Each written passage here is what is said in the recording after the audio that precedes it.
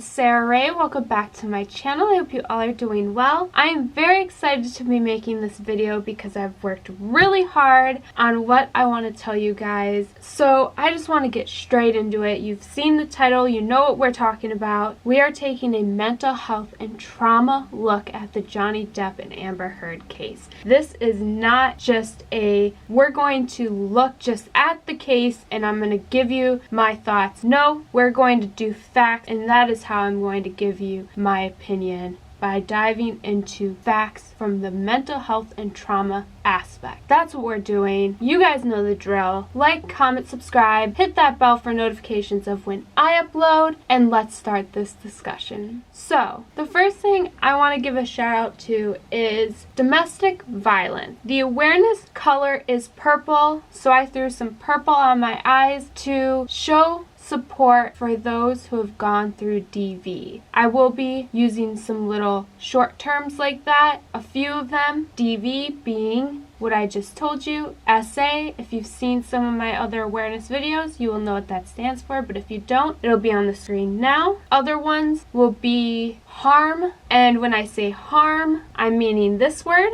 and when I say S, it'll mean this word. So I may interchange harm and S because they go hand in hand, but I think that is about all of the little wordings I will be using. So I wanted to give you guys a little bit of why I wanted to touch on this case before we dive straight into it. My backstory: I am not a victim of DV. I have been in a relationship that was emotionally abusive. I am also someone who has been through SA, so I have a lot of trauma in my life. I have PTSD. Also, I have been diagnosed with borderline personality disorder, which is called BPD, for those who don't know, and that is something Amber Heard is also diagnosed with. So we're going to take a look in that aspect. So being someone who has dealt with a lot of this stuff, I also have an aunt who went through DV. I have a lot of knowledge in this type of side of the table, if you will, okay? So when this case came up, I saw a lot of things that I just thought were a little weird, and people were talking about it and giving their opinions, but I wanted to make the video from the side of, I want to give you facts on why I feel the way I do, my reasonings with not only what I've been through, so my personal stories, but also what I know from what I've researched and what I've heard and things I know, so you guys can understand why I lean the way I do, and in hopes that it'll help you guys develop your own opinion. So yes, disclaimer, I do have my own opinions, and this is going to be more swayed to one side, but the trial is not over. All the evidence isn't fully out yet, so things can change. But at the end of the day, I do have my own views. I like to be completely honest with you guys. I also like to tell you guys that we're all not going to have the same opinions. Just because our opinions don't match, that don't mean that we can't have a civil conversation. If we all were the same and thought the same, the world would be boring. So if you disagree with me, that don't mean going and rushing into the comments, leaving hate because you don't agree. We can have discussions like adults, okay? I would love to hear your guys' opinions and thoughts on what I give you, because I feel like it is important to spread this topic and get the conversation flowing, because mental health and DV abuse and all this, I think it's a very important thing that we talk about more, break that stigma. It's just a very important thing. So getting that topic going, and I think we should just jump into it. Let's just start with a little bit of facts, okay? So more than 10 million men and women will be subjected to DV each year in the United States. So let's dive a little deeper into how many men and women that is. So more than 1 in 4 women are affected. So think of, when it comes to percentage, that's 35.6% of women. And when it comes to men, more than 1 in 4 men, and that is 28.5%. I hope that kind of opens people's eyes to see that men very much can be a victim of DV and abuse in general. I think we tend to overlook men as being victims of abuse because of the way we look at people in general. The stigma around men and women. Men are looked at as being these strong individuals. They run everything, and women are more looked at as these frail, more emotional women, weaker of the two species, and we tend to need more help. But that isn't true. Actually, there's a lot of women now that you see that can be just as strong as men can. We can do just as much as men can. And when it comes to personality wise, a lot of women can have just as dominating personality as men. When it comes to male victims who have gone through DV or abuse, half of them, 49% to be exact, will fail to tell anybody because of that fact. Because they don't want to look as, oh, you've been beat up by a woman, or you've been this and this. And I mean, that's the classic joke. Oh, you got beat up by a woman? Like, I think we need to throw that whole idea of setting up male versus woman out the door and putting them both equal. Women can do just as much harm as men, and vice versa. So let's get more into the case. The first thing I want to touch on is Amber Heard. She never really looked at Jhonny when she was speaking. When they asked her questions, she would more so turn to the jury and tell them the story, and then would return back to whoever, her attorney, and waited for the next question, and then she would do that again. Or she'd kind of like look around the room. Every now and then she'd look at Jhonny, but she really stayed in that routine, okay? There was one time that she broke that though, and that was when she started talking about her essay. And I'm not going to get too in deep with it, but it is something that I do want to discuss. But I'm not going to get too deep into it just yet. But when she discussed it, she directed her attention straight to Jhonny and said what happened. Being somebody who went through this, I can tell you this is not a normal response. Victims don't normally stare at their abuser and recall that trauma, that incident, because they really don't want to see and speak towards that person because of what happened. Unless she's breaking all the rules. I can tell you a lot of times when I'm discussing what happened to me, I don't really look at the person I'm even talking to.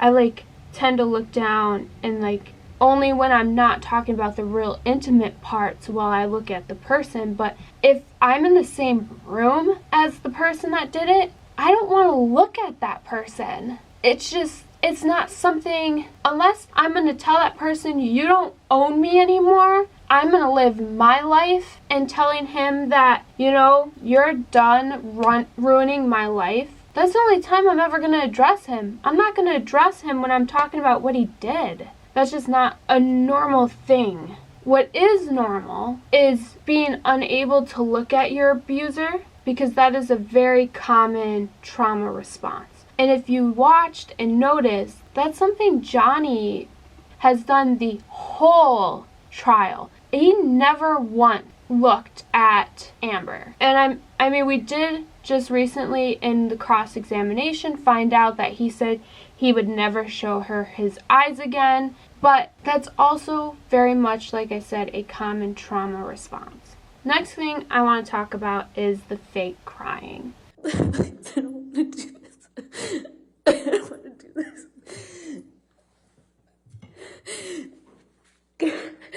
I couldn't, and I don't know how that ended. I don't know what happened next. I don't understand this.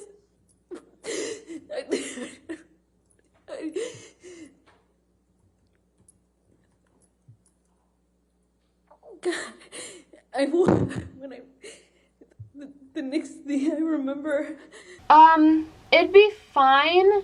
So much, like, if you're, like, really emotional. It was the fact that she took the tissue and wiped her face. For me personally, that really bothered me. Because I can understand getting really emotional and, like, hyperventilating and the waving in your voice.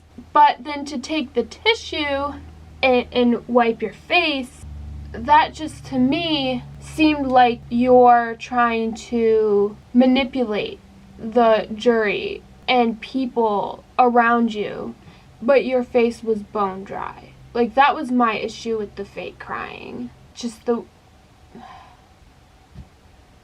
whole thing, like, just really. If it was that emotional, like, I think personally you would cry. When I recall some of the things that happened to me, it makes me cry. So I would imagine that unless it's not emotional to her, she would have cried. That's my thoughts on that. Let's move on. Alright guys, you're going to want to grab a drink, maybe a snack, because we're going to be here for a little while. I want to discuss Jhonny's family. So when he was growing up, his mom was someone who's very abusive to his father. And his father would just take it. He would, like, find ways to just hide away. And Jhonny even said when he was 5, he would sit there and wonder why his dad wouldn't leave.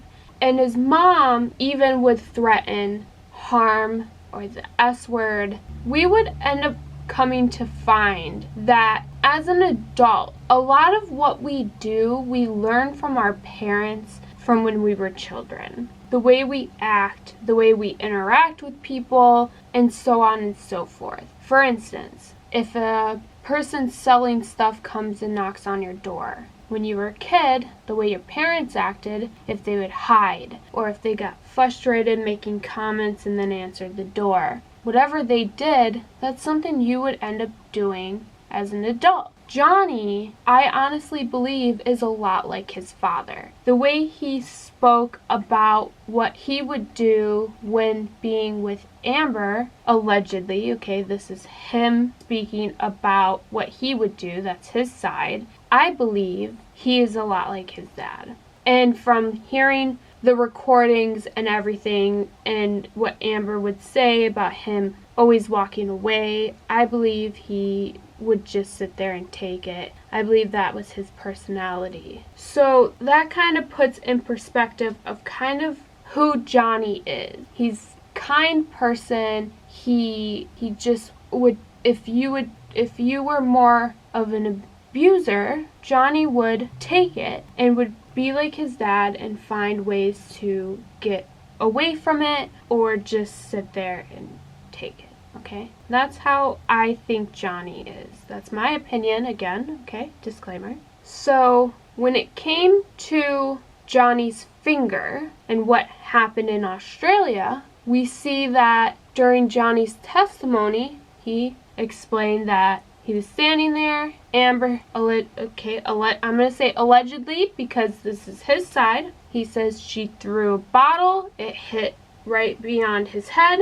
She threw another one, and that's when it exploded, hit his finger got cut. When he says this, he tells you where the bottle glass shards hit, and it cut off his finger. He went to the hospital, and he said, if I remember right, he cut his finger, like his finger got cut off from a door. That is protecting your abuser.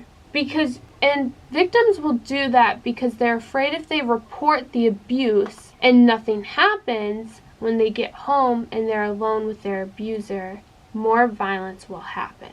when Amber testified and talked about Jhonny's finger. I looked at the UK case. I told you I did a lot of research. Amber said 5 different stories, maybe 6. She's changed her story so many times on what happened to Jhonny's finger. Now, Jhonny only said and stayed with this story, this one story, which is why I'm more leaning towards Jhonny being the victim. Because Jhonny the whole time, and since the allegations came out, his story never changed. Where Amber, her story's changed, it's evolved, it's gotten more dramatic. It's just, okay, 5 different times. Things like he was shaking a bottle, broke it, shaked it more, and somehow his finger got cut off. At one point, he was smashing this phone, which nobody ever found this phone that he supposedly smashed into millions of pieces. He was smashing it, and that's when his finger got cut off, but she didn't see that. This was in the UK case. The next day they asked her about this and how she knew that's when the finger came off. She then said she saw it. But you just said yesterday you didn't see it and you just believe that is when it happened. It was just like, and then the US trial, she just breezed over it. She didn't exactly explain. She was like, she took a couple sleeping pills. Actually, she said she took a bunch of sleeping pills. And then she turned around and said 2, which, by the way, if anybody knows anything about abuse, like drug abuse, and like substance abuse, alcohol abuse, and all that, a lot of times people will turn around and say 2 because they think that that is a safe number and they won't get in trouble. So I think it's funny she just turned around and was like 2. No, and that's a lot for me. Like, who? Anyways, and when she came down the stairs, he said, "Look what you made me do," and his finger was gone. And then she's like, "I think it had something to do with the phone." Also, I want to say, if you were so afraid, would you take sleeping pills? Thoughts for you? It's just inconsistencies, changing stories so many times. It makes me have an issue with her story. Also, she took a lot of pictures of the place, of different damages, and of Jhonny being supposedly passed out or sleeping, things like that, but not really many of her injuries. I mean, if your arms were just sliced up and your feet were just bleeding, wouldn't you have taken a picture of it if you were brave enough to take pictures of the rest of the house? I understand, like, the big thing about this is victims will be afraid to take pictures of their injuries because if the abuser finds out, again, it'll lead to more violence. So she was not too afraid to take pictures of the damages, but she didn't take pictures really of the serious injuries she allegedly had. I want to talk about them at face value and the way they just acted when speaking on what happened. Jhonny would just explain what happened. Yes, he was slow to speak, but the wordings and how he explained were believable, right? The way he addressed his attorney and the jury were very important to me. He would look at the jury during times where he felt that was very important to tell them certain things that he felt were very important that they needed to understand. Then a lot of times he would end up shrinking and get really small, like he was very shy and felt ashamed of it. He'd get really small and like almost hugging himself. There'd be times where he was rocking, which is a soothing method. He would get a chuckle, like he just can't believe it. It just, the way he presented it makes me lean more towards him. So I'm gonna just say it, you probably picked it up, but I am on Jhonny's side. And I'm gonna continue to give you facts and reasons why. The way Amber acted, when the attorney asked her questions, she would then turn and face the jury and tell them the whole story. And then when she'd finish, she would look at the attorney and then scan the jury to find some people to make eye contact with and connect. Like, you believe me? Like, type of thing. Like, yes, okay, let's make contact. Okay, like, type of thing. And the way she explained stuff, it just didn't feel, it's like she was just trying so hard to align herself as a victim. To me, again, this is my opinion, I don't feel like it represents me as someone who's been a victim of emotional abuse and SA. I don't feel the way she presented herself and the way she was. I felt like if you compare the two, Jhonny showed more victim qualities than Amber. I hope that makes sense. And I want to make it known because there's a TikTok that really upset me. That was very, like, okay, pro-feminism, and everybody who's on Jhonny's side is scum of the earth. And I need to make this clear that this is not a man versus woman case. That is not what this is about. This is a DV case. This is showing you that men can be abused, right? Okay?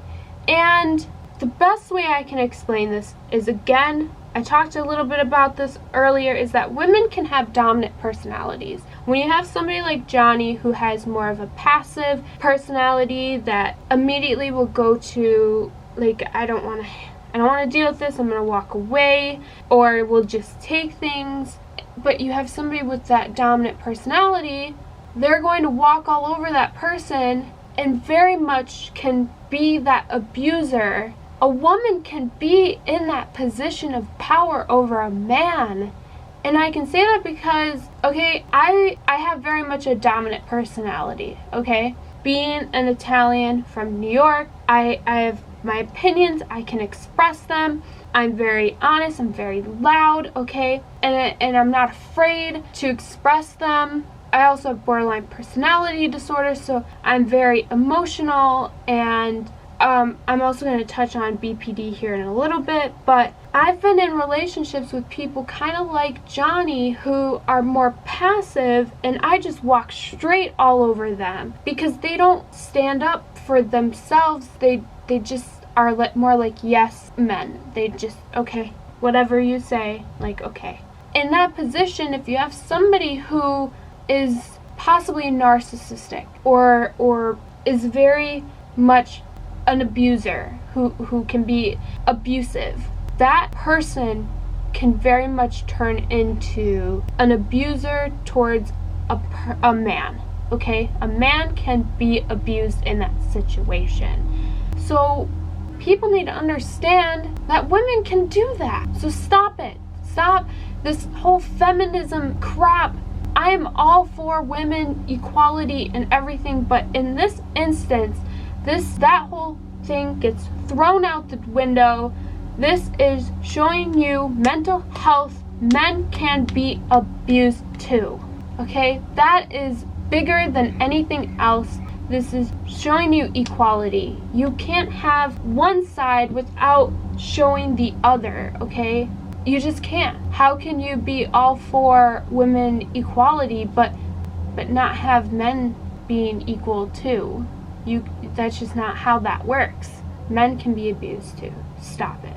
I want to bring up exes a little bit simply because Amber Heard brought it up. She brought up Kate Moss, which is Jhonny's ex, and she said that she was pushed downstairs. And I think this was a big mistake on her behalf because this allows the open door for exes to be involved. In 2009, Amber Heard was charged with DV on her ex, and supposedly she said the officer was homophobic and misogynistic, but the officer was a female and she was gay, and that just makes no sense. Make it make sense, you guys. the whole thing, everything about this case. Make it make sense, please. So when it comes to exes and everything, Jhonny's exes, none of them have ever said he was abusive. Yes, they may get in fights. Everybody fights. Everybody argues. When I say fighting, I mean arguing, not physically fighting. Everybody argues in relationship. That's just a normal thing. None of them have ever said Jhonny was abusive.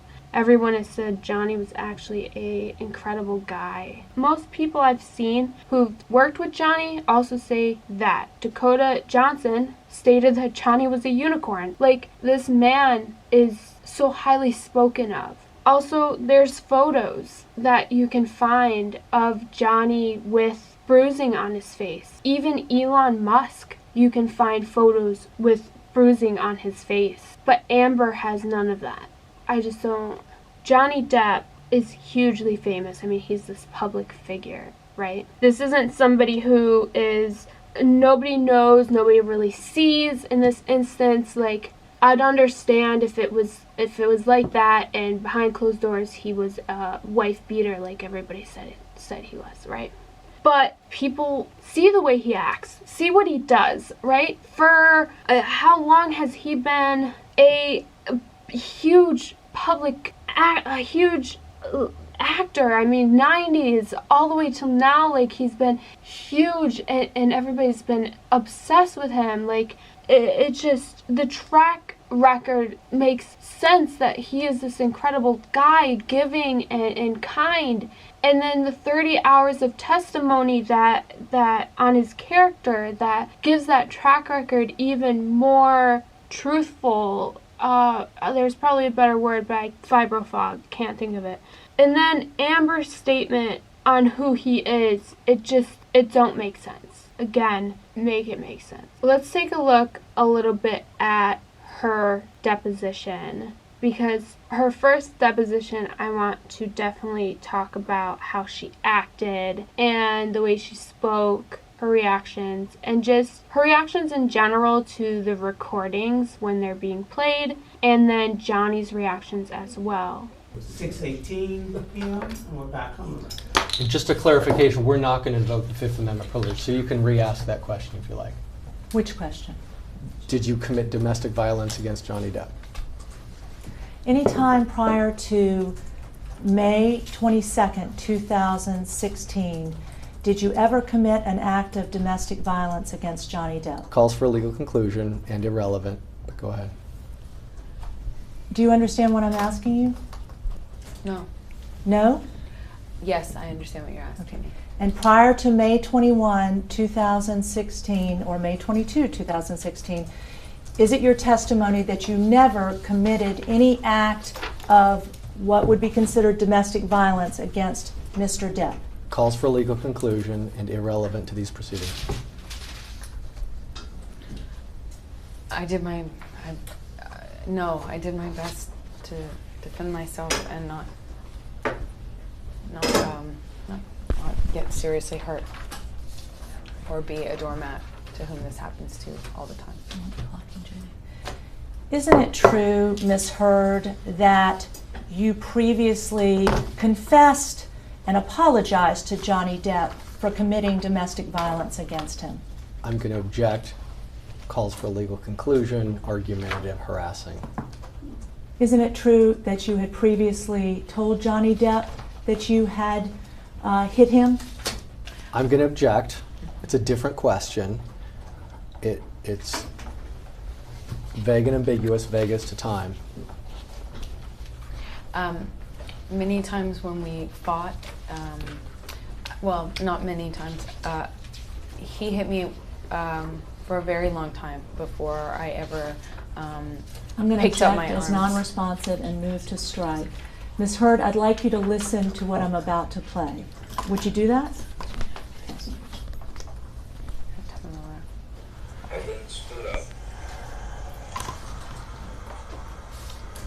I don't even know if I said, I might have said, like, what the, whatever, because I just been hit in the head with the corner of the door. I'm so sorry, I did not. I'm sorry. And then I stood up. Do you recognize the voices on that tape? Mm-hmm. And who are the people on that tape? It's Jhonny and I. Okay. And is Jhonny describing an act where you made a door go into his head? Objection, harassing, argumentative, vague.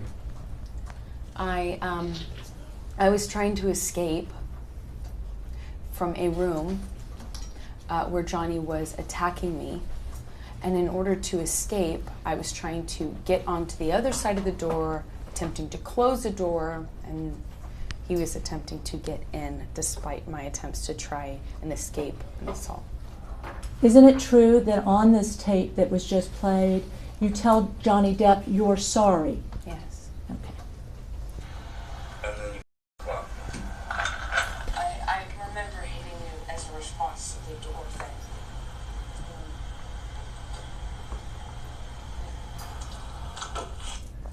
Did you just tell Jhonny Depp in that recording that I remember hitting you as a response to the door thing?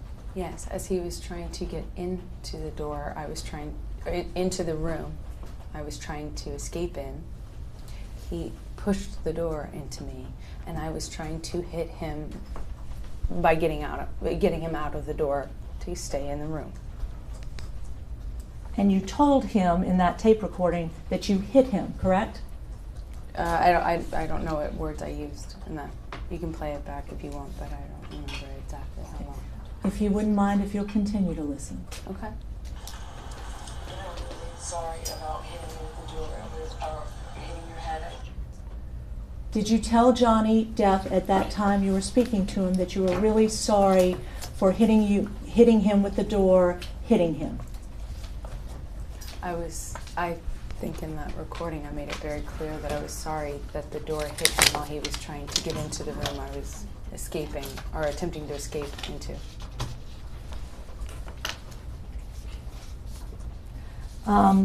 I will mark, excuse me. I'd like you to listen to the following tape. This is punched, and we need to have. Are they being marked as exhibits? Yeah, mark as exhibit. We just marked P as the one we just played, Okay. correct? Yes. Okay. Okay. I Marking have the next thing that I'm going to play to you as Q. Would you listen to this, please? This is punching. Which one The was one that right? says punching. So I skip one. just here you are. Anyway, I opened the bathroom door when you were knocking on it. This is the punching. That's really just open. Where's the disc? And you just kept going, you just kept going, you kept going. Tried to close the door 3 times. You know, please, just don't let, and then wait, and then I accidentally, I swear, when I was trying to close the door, I guess it stretched your toes. I didn't mean to do that. I bent down, and you either pushed or you kicked the door open. Say put the door, more open. So that you could. No, I didn't mean to. I did not mean to. But I did not mean to do that. I was bent down behind the door. I did not do anything to her. I did not kick at the door or push the door so that it would hit you. I did not.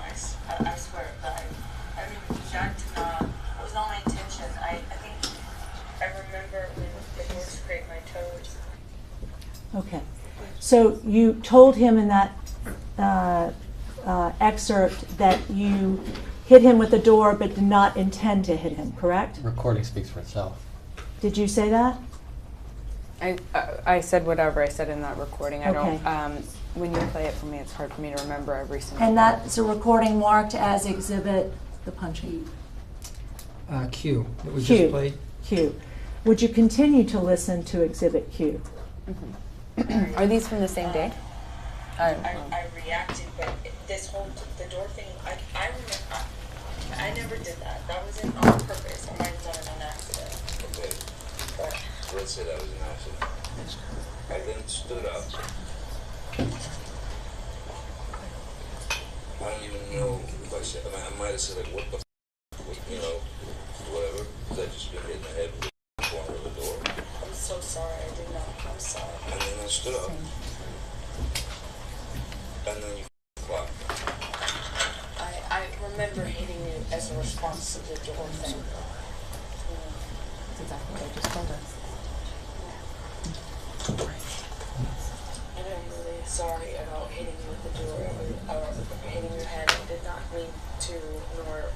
You don't need to hit me in the head with the door, but you meant to punch me in the jaw. I meant to hit you, and I did not do this thing with the door. I do remember, I did mean to hit you. So that you didn't mean. The door? No, God, no, I didn't. But punching me in the jaw. I didn't. Okay, I'm sorry. So on the tape, you tell Jhonny Depp that you did mean to hit him. Objection. That's argumentative, and it misstates what the recording was. And it also misrepresents what actually happened, which is him trying to get into a room I'm trying to keep him out of. And then he runs the door over my toes, trying to get into the room. I tried to push him out of it, which is what the hit is referred to.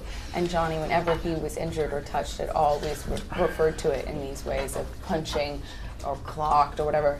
And whether you didn't discussed it with him or not, the last thing you do in talking to him afterwards or trying to reconcile with him is to get into what the definition of those words mean to him. Just say what So happened. I never even addressed it. He would, if he was ever pushed, it was a quote. He called it a cold clock. I mean, it was just very dramatic. Isn't it true, Ms. Hurd, that in September of 2015, you punched Jhonny Depp in the face with a closed fist? Mm.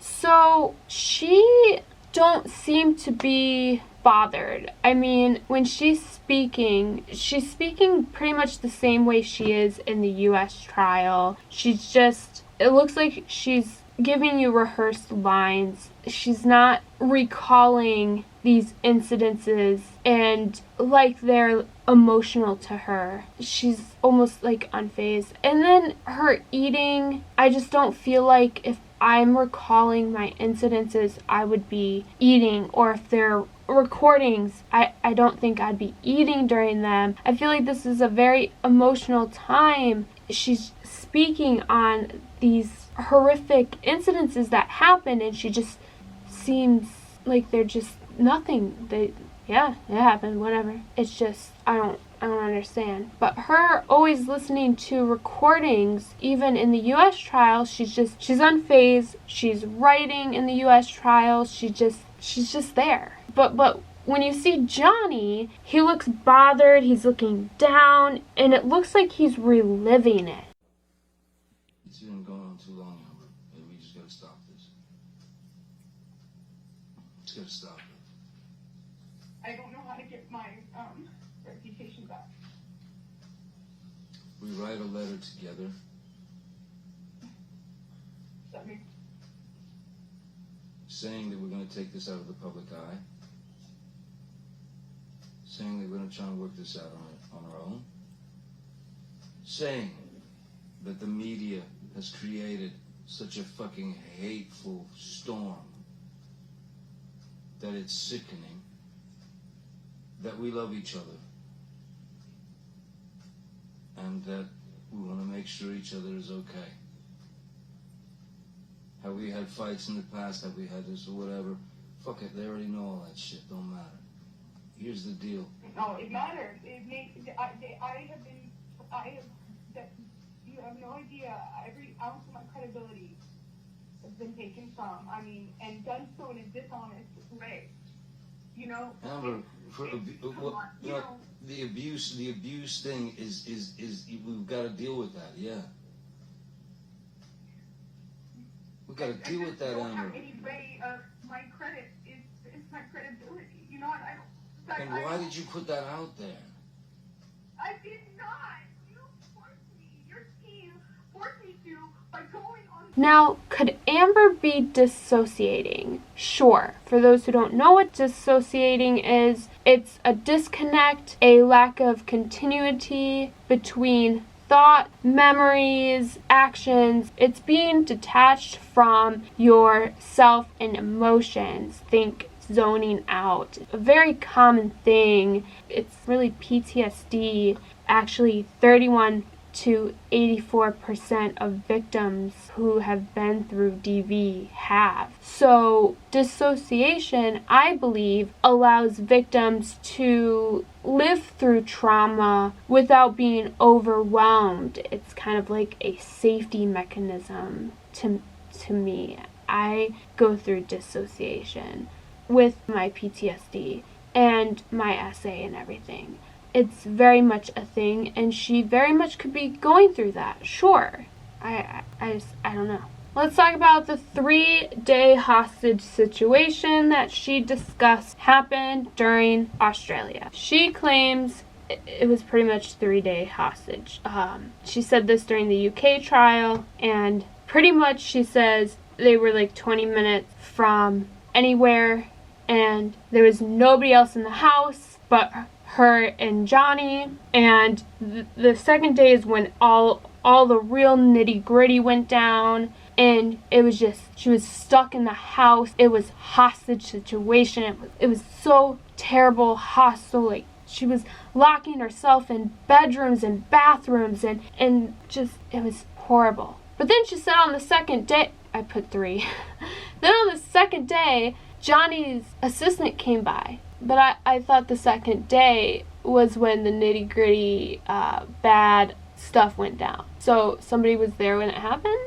But also in the UK trial, they made it a statement to show that if it was a hostage situation, would you have had your phone? Because she did. And then they made it a point to say, like, so she could have called anybody. He said, yeah. And then she said, so you could have called anybody to pick you up. She said, yeah. But I was like 20 minutes from anywhere. And then they made a point to say, so the bedroom you locked yourself in, it had a patio. Yeah. They're like, so you could have left. She's like, yeah. She's like, so it's not a hostage situation. So no, because it's a marriage. She had if this was really a hostage situation, she wouldn't have had ways out. If it was that bad, she could have called somebody to get her out of there. She could have left. Also, I do want to point out, Jhonny could have done the same thing. You could play both sides, devil's advocate. Jhonny probably had his phone, and he could have left. He was probably the one barricading himself in rooms, because I do believe he said that. So why didn't he leave? That is because they are afraid. Alright, I'm gonna need a drink for this one.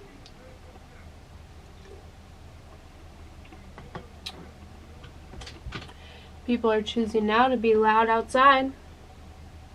BPD, borderline personality disorder. What is it? It is a disorder that is characterized by unstable moods, behaviors, and relationships. A lot of times, I would say, so real quick, so I'll tell you just a little bit. There are 9 big symptoms of BPD. Let me read them to you. Fear of abandonment, unstable relationships, unclear or shifting self-image, impulsive, self-destructive behaviors, SH, which if you don't know what that is, it'll be on screen now. Extreme emotional swings, so unstable emotions or moods. You're very heightened when it comes to emotions. People will tell you you're very highly emotional, and your emotions can switch very quickly. Chronic feeling of emptiness, explosive anger, and feeling suspicious or out of touch with reality. So those are some things to note about BPD. And having BPD myself, I can tell you it is something very difficult to deal with, and when it's not controlled, it is hectic. And hearing the things Jhonny has stated and some of the things Amber has stated, because I do believe there's a lot of things in Amber's story that's true. The truth is woven, some lies are woven in with truth. I believe her BPD is not under control, and she has pure BPD. Just because somebody has borderline don't mean they are abusive. Don't mean they're going around beating people up, because I've never hit anybody in my life. Have I been aggressive? Yeah, I have gotten so angry that I've tore all of my pictures off the wall, that I've thrown things at my wall. Like, yes, I've gotten aggressive, but never towards any person. I want to explain something that I think is happening with Amber, but it don't excuse her actions, okay? In an argument, and I'm saying this because I go through it. When you're in an argument and somebody walks away with BPD, I'm sure a lot of people with borderline experience this. If you have borderline, tell me if you feel this way. I'd love to hear about it. When somebody you're in an argument goes to walk away, that triggers something within you, because to us, I know to me, I should say, that feels like you're emotionally checking out. And that triggers the abandonment issue that I have, and that is under that criteria of BPD, right? That triggers that abandonment issue, and it makes me argue and fight even more, because now I need to stop you from leaving. I need you to stay here. I need you to not leave. Please don't go. Does that make sense? I hope that makes sense, because now I'm afraid you're gonna leave and you're never gonna come back. And it's something that I can't help, and I don't think Amber can help that, because it's a personality disorder. You can't help it. You can't help feelings. You can't blame somebody for feeling the way they do. In that instance, you can't blame them for feeling like that person's going to leave. But getting aggressive, that's not a reason for that to happen. For beating somebody up, for abusing somebody, that's not an excuse. I hope that makes sense. Victims becoming abusers is something I also want to talk about. It's something that can happen. And I bring this up because it is something Amber has said, that she was abused as a child. 1/3 of victims will become abusers, and so it isn't unlikely that Amber could be the abuser in this instance. Also, I want to make it known that victims, they have found, can easily develop a reactive narcissism, which have a tendency of flying into a rage, right?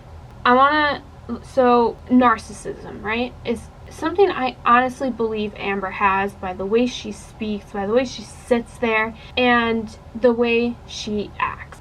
And that's from watching her deposition, the way she spoke in the UK trial, from reading it, and the way she's conducted herself through this US trial.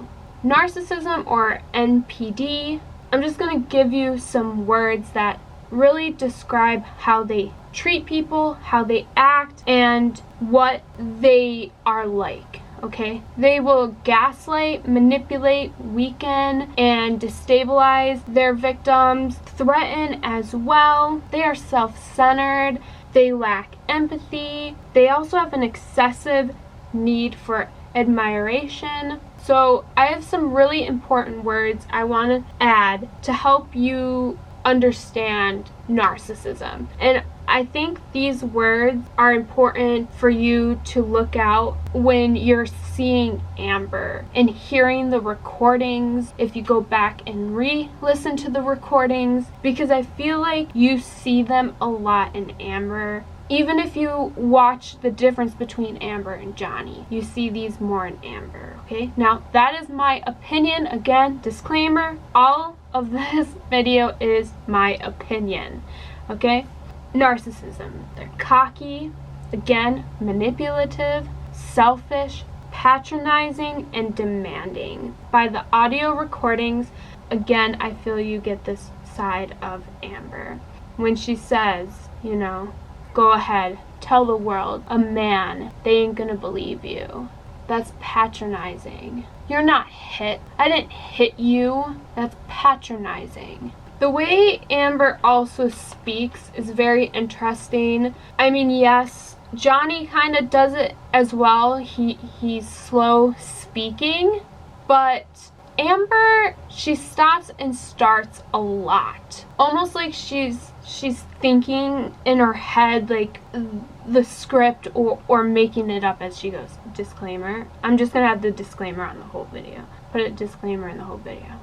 Victims, when they're recalling incidences, unless they're really emotional, they don't tend to stop. So for instance, when I'm talking about my essay, I will tell you the story, but when it gets to the part where, like now, when I'm trying to get out that he was on top of me, I have a hard time getting that out. Because it's really emotional, it's really hard for me to get out because it's hard to admit that that happened to you, right? So unless it's really emotional like that, I understand stopping. But the rest of it, most victims are straightforward telling you the story. Like, if I sat here and told you what happened to me, I can tell you the entire story without stopping until it's the parts that are hard for me to get out because it's hard for me to admit that that part happened. Also, Jhonny saying that Amber was too good to be true.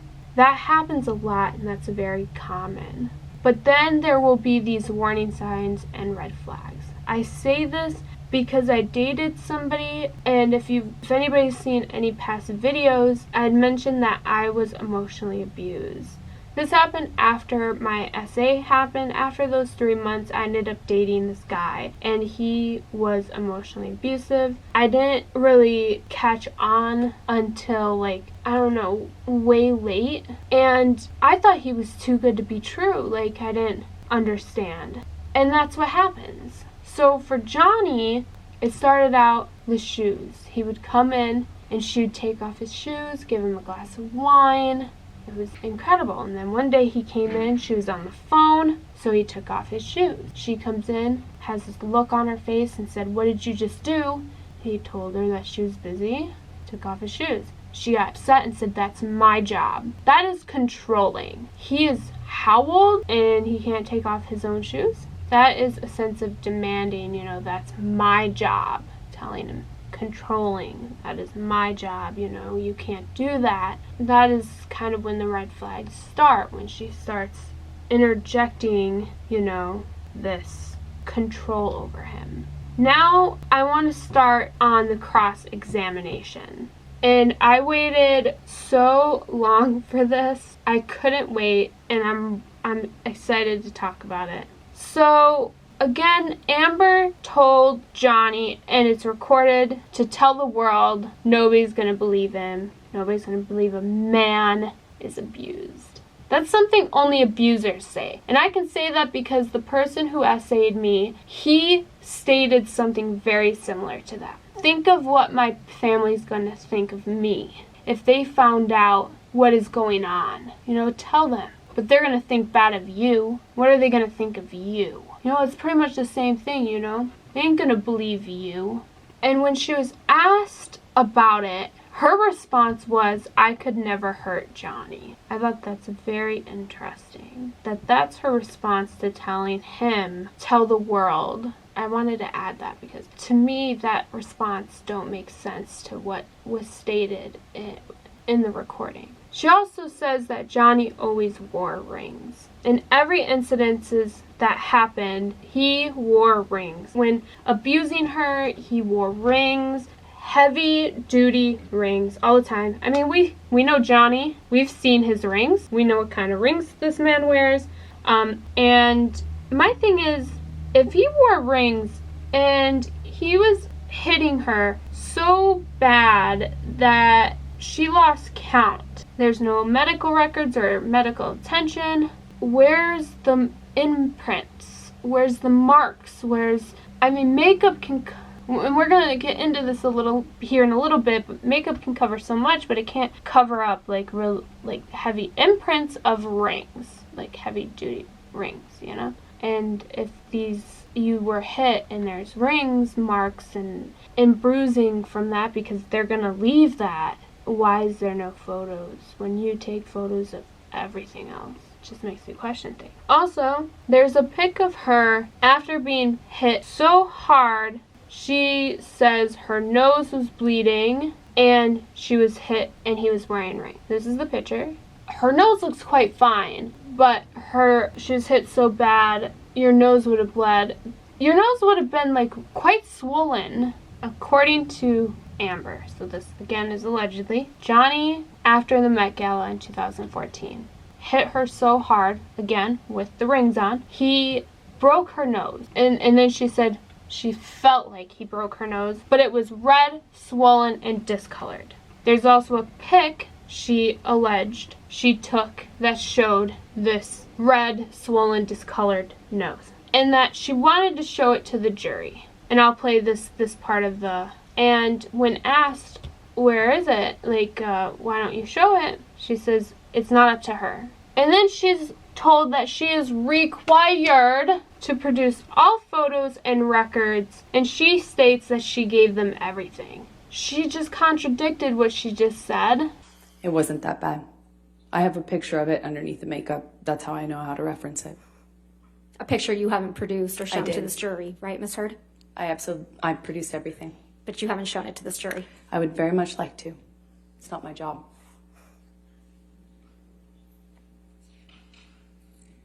Your Honor, may we approach? Yes. And then they showed a picture of her the next night. Your nose looks just fine. She said that's makeup and what ice will do. Ice covers up swelling. So, being a female, someone who has done a lot of nursing stuff, been a CNA, went to LPN school, like half of LPN school, I know stuff like this, okay? Ice only does so much when it comes to swelling, okay? It may reduce swelling for just a little bit, but the swelling will come right back.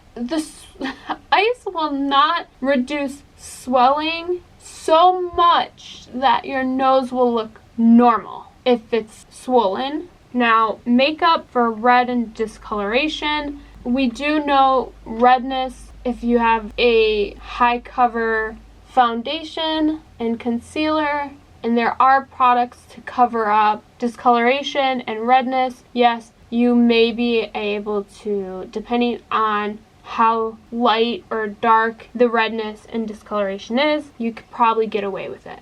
I am going to tell you, I don't know how red or discolored it would be, but if it felt like he broke her nose and he's wearing rings, I just have a hard time feeling like her nose would look like that. Another thing she talked about is that there was a time she was in the closet and he was kneeling on her back. It was bad enough she was afraid that there was bruises on her back. She stated that on the way there she was checking for bruises. When Jhonny's attorney asked her about it, she restated that she was checking it on the way back and that she misspoke. But if you were afraid of bruises, even if you weren't thinking about it, if somebody was kneeling on your back, why would you wear a backless dress? Does that make sense to any of you guys? Because I know if I'm in an instance where I'm in a DV relationship and I was just in a abusive incident and they were kneeling on my back, I wouldn't want my back to show just in case. But again, maybe it's just me. I'm going to bring you guys back to the incident where she said she was SA'd. So we're going to talk a little bit in kind of detail about it. She says it was with a bottle and it was a broken bottle, right? And she was bleeding from her vaginal area. Yet she didn't seek any medical attention. We do have pictures of the said bottles where they are not broken. There is liquid in the bottle and they said it looks like somebody just took a drink of it and set it down. So I don't know.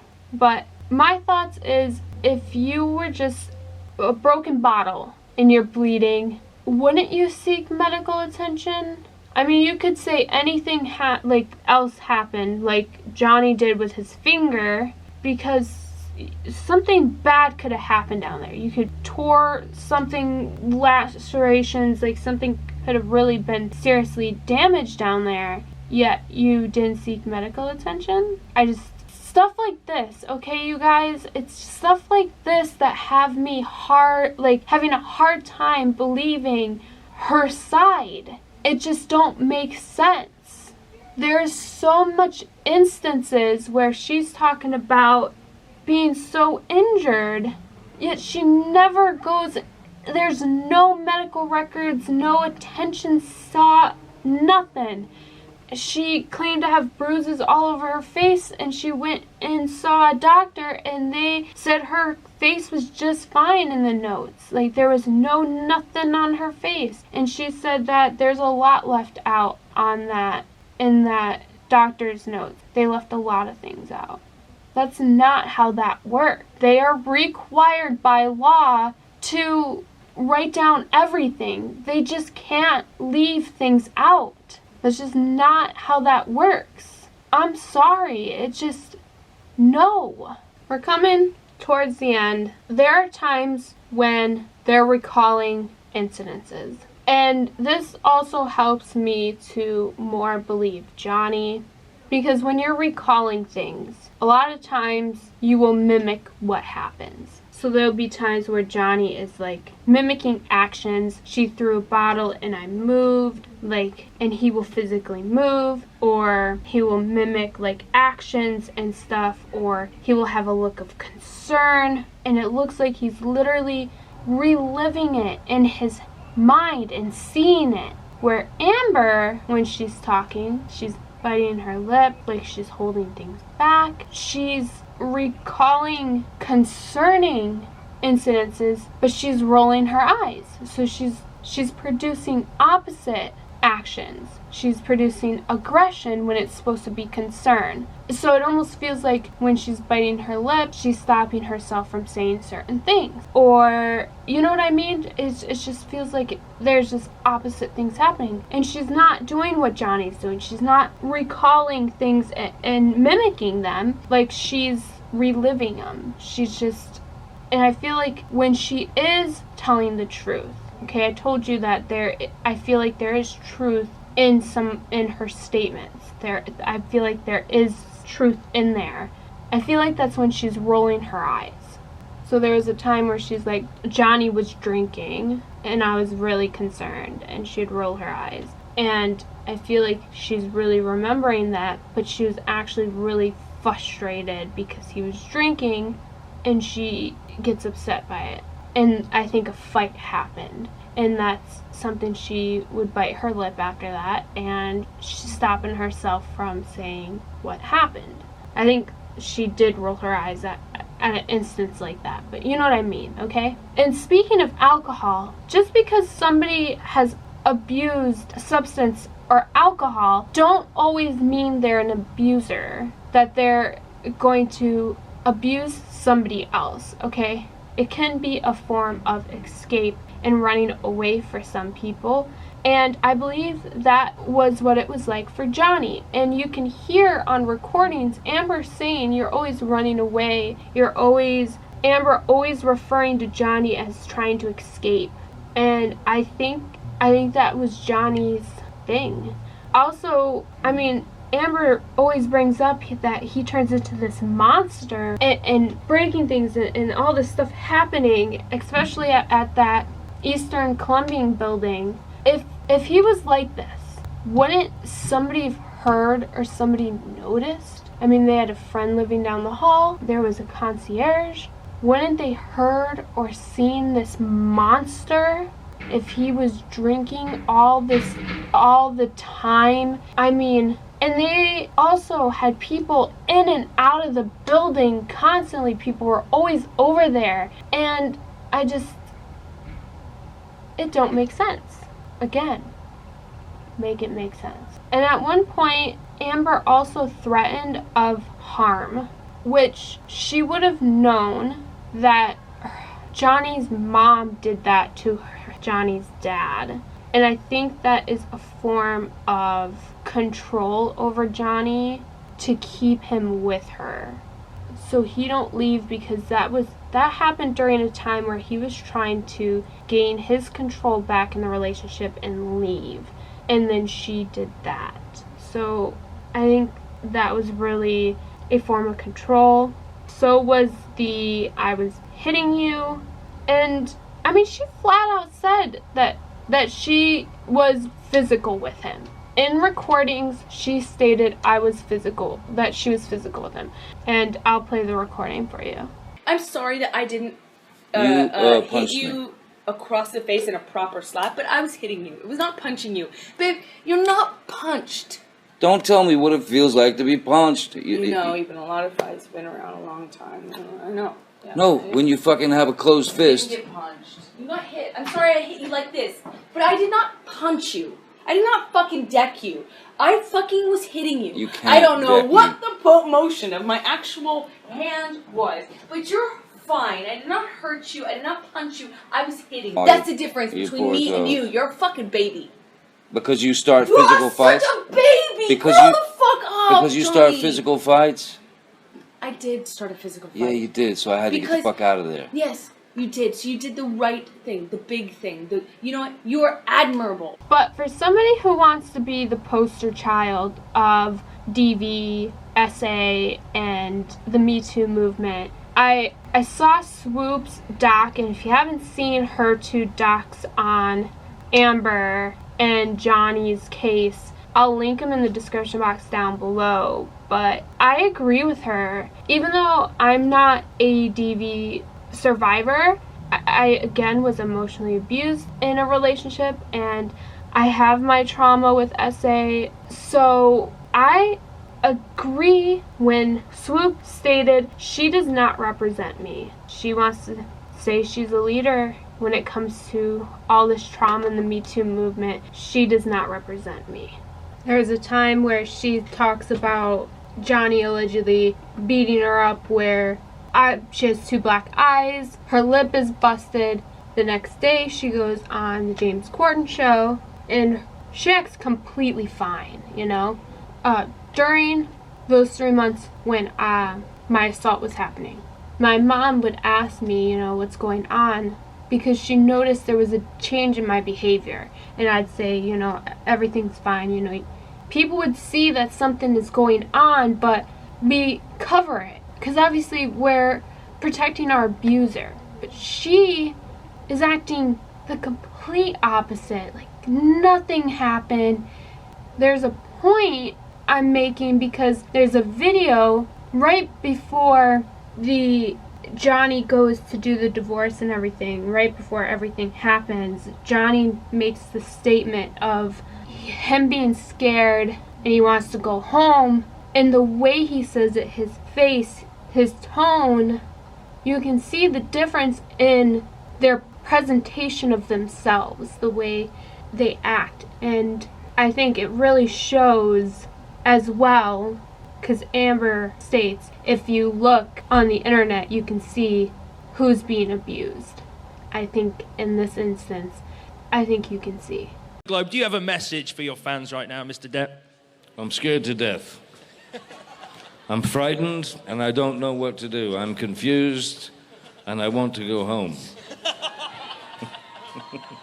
And when he says, I want to go home, I think he's meaning to a safe place, not with Amber. I think it's very telling. She said she donated the divorce settlement, which was $7 million, to 2 different charities. She pledged them. She said pledge and donating are the same thing. And the attorney, Jhonny's attorney, said that she don't agree. But under oath on both the UK case and the US case, Amber said she donated the $7 million. Under oath, Jhonny's team asked Amber, did you donate that money? And Amber said no.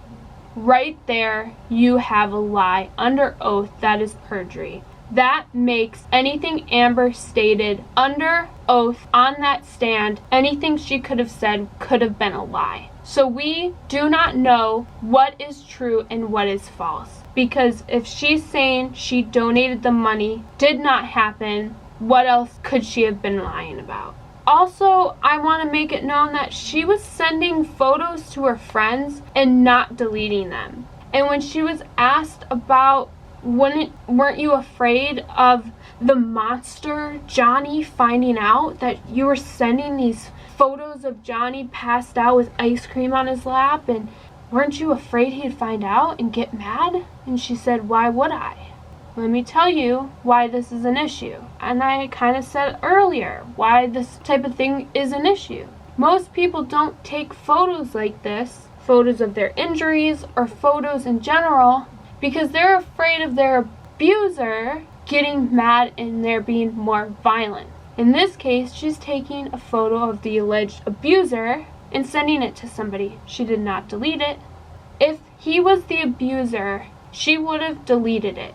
She stated, why would I? This gives a clear indication to me what their relationship was like. I do not believe Jhonny was the abuser. The last thing I want to make known is that people want to go and state that there was mutual abuse in this relationship. Know that mutual abuse does not exist. You can look this up, but this does not exist. Because abuse is about an imbalance of power and control.